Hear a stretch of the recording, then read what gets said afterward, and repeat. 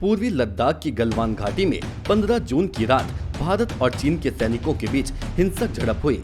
इस घटना में भारतीय सेना के एक कर्नल समेत 20 जवान शहीद हो गए, जबकि दावा किया जा रहा है कि भारत ने भी मुंह तोड़ जवाब देते हुए चीन के 45 सैनिकों को मार गिराया।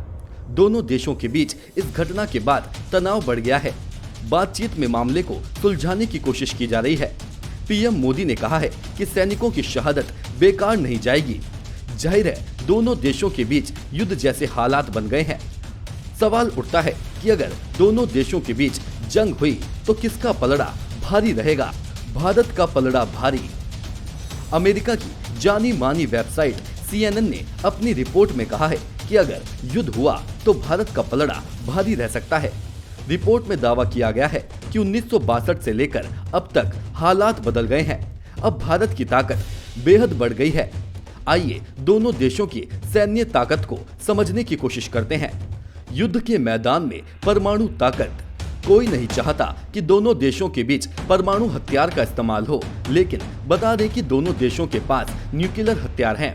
चीन 1964 में न्यूक्लियर पावर देश बन गया था, जबकि 10 साल बाद यानी 1974 में भारत भी परमाणु शक्ति संपन्न देश बन गया। इसी हफ्ते स्टॉकहोम इंटरनेशनल पीस की रिपोर्ट आई है, जिसमें कहा गया है कि भारत ने पिछले साल 10 नए परमाणु हथियार जोड़े हैं।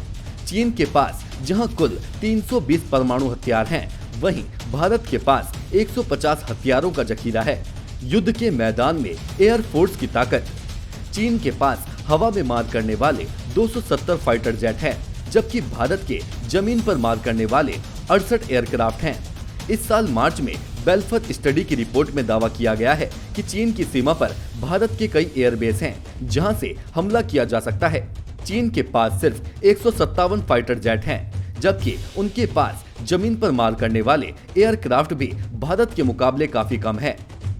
पीपल्स लिबरेशन आर्मी एयरफोर्स के पास सीमा पर 8 एयरबेस हैं, लेकिन ये ज्यादातर सिविलियन एयरफील्ड हैं। कहा जाता है कि चीन को यहाँ हमला करने में दिक्कत हो सकती है। तिब्बत और जिंगयांग के एयरबेस काफी ऊंचाई पर है। इसके अलावा खराब मौसम के चलते चीन के एयरक्राफ्ट ज्यादा गोला बारूद और ईंधन के साथ उड़ान नहीं भर सकते। बेल्फर स्टडी में ये भी कहा गया है कि भारत के मिराज 2000 और Su-30 जेट किसी भी मौसम में उड़ सकते हैं, जबकि चीन के जेट J-10 में इतनी ताकत नहीं है। युद्ध के मैदान में ग्राउंड फोर्स की ताकत। भारत की ग्राउंड फोर्स भी बेहद मजबूत है। उन्हें कश्मीर जैसे खतरनाक और अशांत इलाके में काम करने का लंबा अनुभव है। चीन के पास असली लड़ाई का कोई अनुभव नहीं है। आखिरी लड़ाई चीनी सेना ने 1979 में वियतनाम के खिलाफ लड़ी थी। कहा जाता है कि उस लड़ाई में चीन की हार हुई थी। तिब्बत और LAC इलाके में भारत के 2,25,000 फौजी हैं, जबकि यहाँ चीन के 2 लाख से 2,30,000 सैनिक हैं।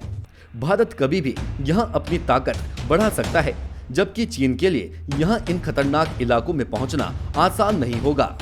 भारत तिब्बत से सटे इलाके में रेल लाइनों पर हमला कर सकता है। Bureau report, nation one.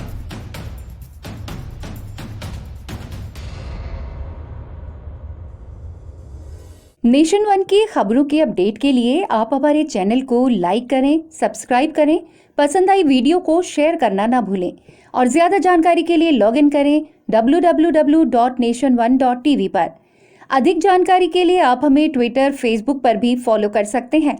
तो खबरों की ज्यादा जानकारी के लिए बने रहें नेशन वन के साथ।